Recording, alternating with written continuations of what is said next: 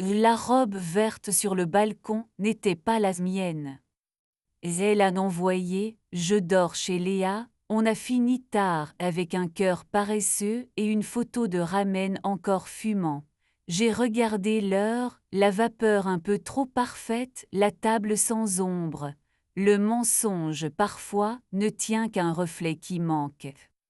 Je m'appelle Anaé. Je relis des livres à la main dans un atelier qui sent la colle chaude et la peau. Les tranches craquent sous mes doigts, les couvertures se redressent comme des épaules qu'on aide à tenir bon. Camille, ma compagne, orchestre des campagnes pour des marques qui aiment se raconter des histoires. Elle marche vite, elle n'aime pas les feux rouges, elle garde son rouge à lèvres dans la poche arrière quand elle veut qu'on la suive des yeux. Nos débuts avaient la douceur d'un drap frais en plein été. Elle s'asseyait sur mon plan de coupe, jambes croisées, les cuisses au bord du cuir. Je faisais glisser la lame à côté de sa peau avec cette lenteur complice qui faisait naître sur sa gorge une petite pulsation. Elle posait la bouche dans le creux de ma clavicule, exactement là où la peau devient plus fine, et murmurait encore en riant. On vivait près du fleuve, la lumière entrait chez nous comme une invitée qui connaît le code. Puis le fleuve a changé de courant.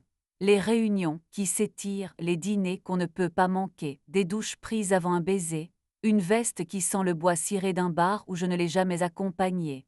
Le soir où j'ai senti la rupture, j'avais posé ma paume sur son ventre, elle s'est tournée vers la fenêtre. Elle a dit j'ai froid en tirant le drap jusqu'au menton, alors que sa peau avait encore cette chaleur de course. J'ai rangé ma main dans mes cheveux. Le silence s'est allongé sur le tapis et a décidé d'y passer la nuit. Le lendemain, j'ai reçu une newsletter d'hôtel au nom de Camille. Elle s'était inscrite avec mon adresse par facilité, disait-elle. Le titre promettait des rideaux verts fraîchement changés dans nos chambres. J'ai fermé l'onglet comme on referme une boîte trop pleine. Dans la rue en face de l'atelier, un balcon portait justement un rideau vert, un peu froissé, qui ondulait à chaque courant d'air. Le hasard a parfois le sens de l'humour. Je n'ai pas crié. J'ai fait ce que je sais faire, j'ai observé la reliure qui se défait. Une note oubliée dans la poche d'un trench, un parfum de figuier que je n'ai jamais porté, une mèche de cheveux blonds coincée dans notre brosse. Des détails lents têtus. Et c'est Neum, le voisin du quatrième, qui m'a offert l'outil dont j'avais besoin. Neum joue du piano dans un bar d'hôtel avec des abat-jours dorés et des sièges trop bas pour qu'on s'en aille vite. Il a des mains qui savent attendre le silence. Un soir, il m'a dit entre deux notes, je te vois passer devant le rôle presque chaque semaine. Rentre un soir, tu auras la musique et des réponses. J'ai haussé les épaules. Il a souri et un verre si tu veux. Dans sa voix rien d'insistant, juste une corde disponible. J'y suis allé un mercredi où la pluie dessinait des parenthèses sur le trottoir. Le rôle sentait le lisse, un peu trop, comme s'il fallait maquiller quelque chose. Ne m'a aperçu, il a glissé vers un thème que je reconnaissais, une mélodie que Camille fredonnait parfois en attachant ses bracelets. J'ai compris qu'on parle la même langue par ricochet. Je me suis assise dos au mur pour voir sans être vue. Elle est entrée au bras d'une femme que je n'avais jamais croisée, haute, cheveux clairs, un rire qui a appris à se retenir pour mieux surprendre. Camille a posé sa main dans le creux de son dos, exactement là où je posais la mienne quand nous traversions la rue. La blonde a penché la tête, le cou offert comme on présente un verre au barman. Elles se sont installées dans un coin discret, près d'un rideau vert. J'ai laissé ne me tenir compagnie à distance. La musique se faisait fine. Je n'ai pas pris de photos. Je n'ai pas cherché le scandale. Je déteste les scènes qui font applaudir les inconnus aux mauvaises raisons. J'ai noté la façon dont Camille riait un peu trop, la manière dont la blonde, elle s'appelait Ève, je l'ai entendue plus tard, posait ses doigts sur l'écran du téléphone de Camille comme si cet écran lui appartenait déjà. Quand elles se sont levées pour monter, Ève a quitté son blouson. Une robe verte est apparue, le même vert que dans Ellie Mail, comme un clin d'œil insolent. Les ascenseurs ont fermé les lèvres sur le. Je suis partie par la porte latérale.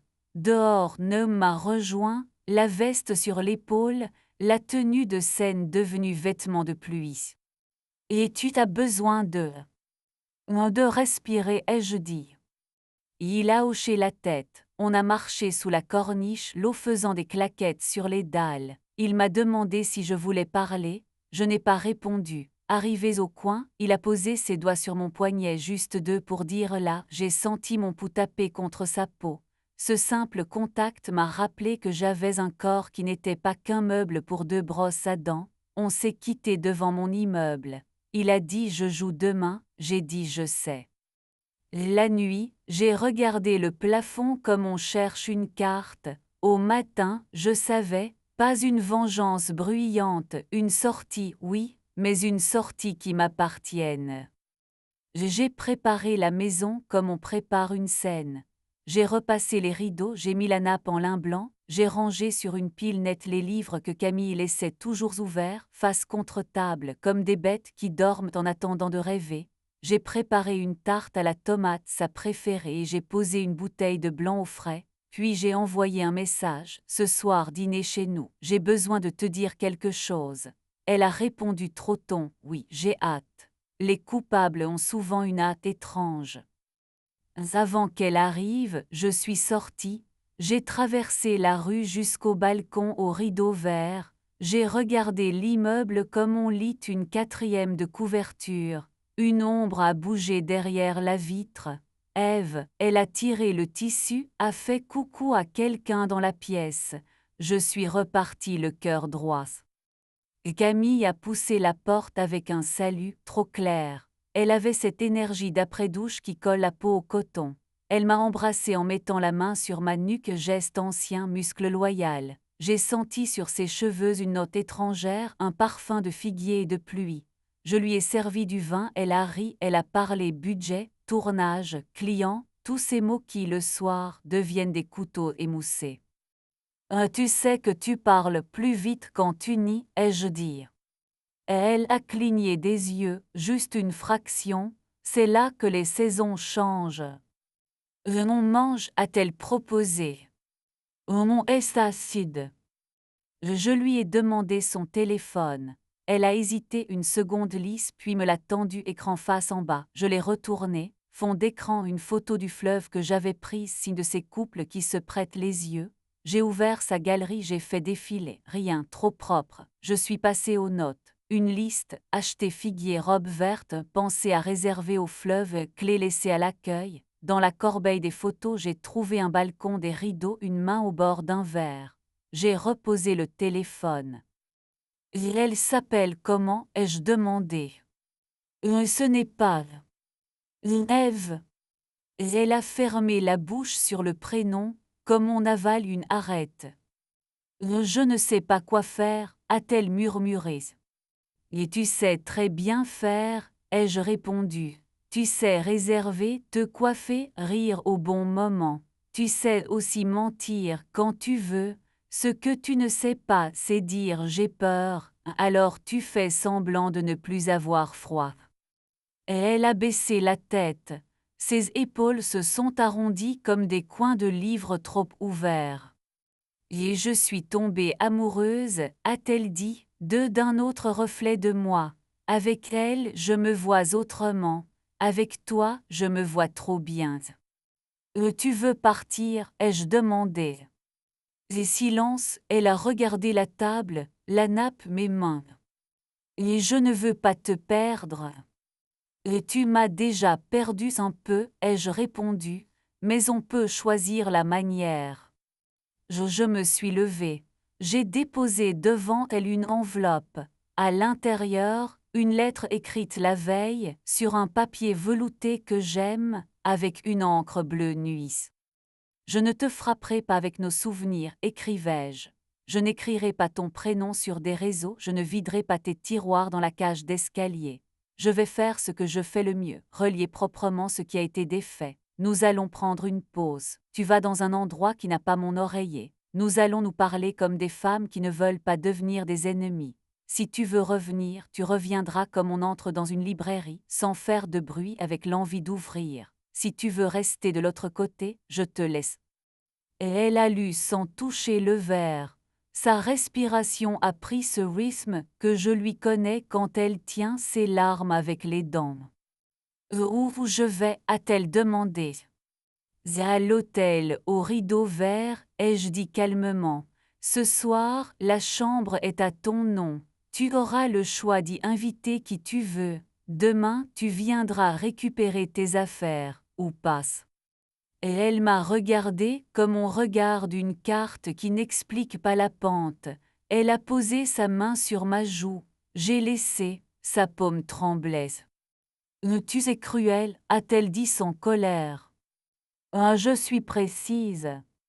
Et elle est partie avec un sac.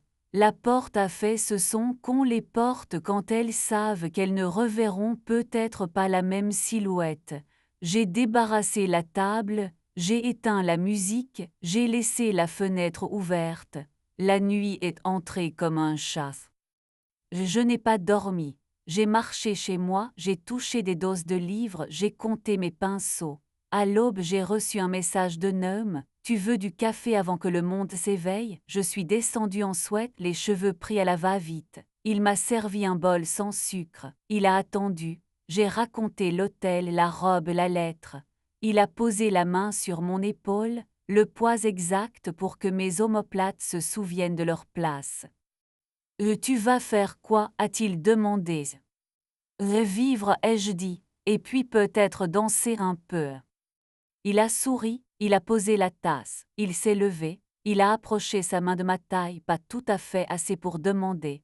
J'ai dit viens, on a dansé au milieu de son salon, sans musique, juste le rythme du robinet qui gouttait dans l'évier. Sa bouche s'est approchée de ma tempe, s'y est posée comme une virgule.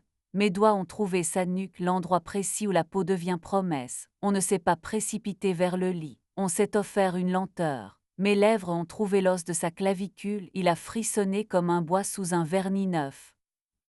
Plus tard, dans la matinée, Camille a écrit « Je passe à 16 heures avec Ève, on veut te parler. » Je n'ai pas eu peur. J'ai rangé l'atelier, j'ai laissé sur la table 3 livres ouverts à des pages bien choisies, un poème sur les adieux qui sauvent, un extrait de manuel de reliure où l'on explique la couture apparente, un passage de roman où une femme refuse de jouer la victime. Et elles sont arrivées à l'heure, droites toutes les deux, soudées dans une timidité de circonstance. Ève a eu l'élégance de me dire bonjour sans s'excuser. Camille a tendu la main, je l'ai prise. Et je ne reviendrai pas, a dit Camille. Je veux être honnête enfin, je suis tombée amoureuse, je veux essayer. Je l'ai regardé, j'ai senti en moi une sensation inattendue, un soulagement qui ressemble à une mer plate après un orage. Je n'ai pas cherché un geste dramatique. J'ai pris une boîte, j'ai mis ce qui, chez nous, était vraiment à elle, sa brosse de foulard, une photo d'elle enfant, les clés d'un cadenas qu'elle n'ouvrira plus. Je lui ai donné, avec un sourire que je ne me savais pas. Et sois quelqu'un de bien là-bas, ai-je dit, pas pour moi, pour toi.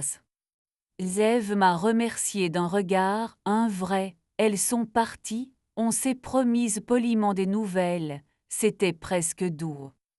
La vie a pris un autre pas, Neum a été là sans s'installer trop vite, il a appris où ranger mon thé, où poser sa veste, où ne pas laisser traîner ses chaussures. Le soir, nous marchions jusqu'à l'hôtel au rideau vert, pas pour se faire du mal, pour reconnaître le décor de ce qu'on a traversé et ne plus s'y perdre. Parfois, on s'arrêtait au bar. Il jouait, je l'écoutais, je regardais les couples se créer et se défaire au rythme des glaces qui fondent.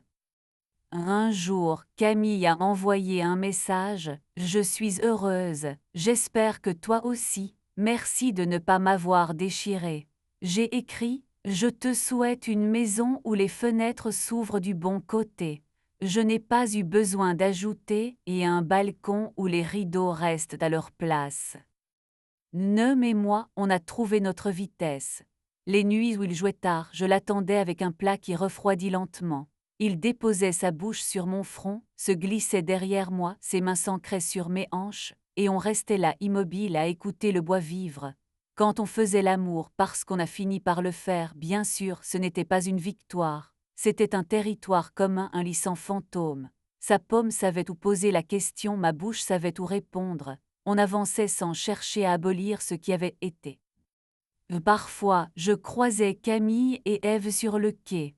Elles avaient cet air des couples neufs qui se croient à l'abri de tout.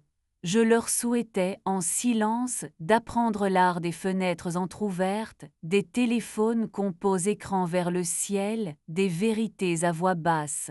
Je ne leur souhaitais jamais les rideaux verts. Si vous cherchez une morale, je n'en ai pas. Je peux seulement vous dire ce que j'ai appris en reliant ma vie comme on relit un livre. La couture apparente est plus belle que les fausses dorures. Les cicatrices tiennent mieux quand on les huile avec des gestes justes. Et surtout, on se sauve en continuant à toucher une table, un dos, un poignet pour se rappeler qu'on existe avant d'être à quelqu'un. Ce soir, la fenêtre est ouverte, le fleuve remue des souvenirs qu'il rendra à la mer. Nomme joue un thème que je connais par cœur, il finira sur mon oreiller. Je poserai ma bouche là où son souffle hésite, il passera sa main dans mes cheveux et le monde aura pour quelques heures la taille exacte d'un drap. La robe verte, elle est devenue un détail dans un décor, une tache qu'on a essuyée. La maison, elle, garde autre chose, la trace de nos pas qui n'ont plus peur d'entrer, et des rideaux qui bougent seulement quand on le décide.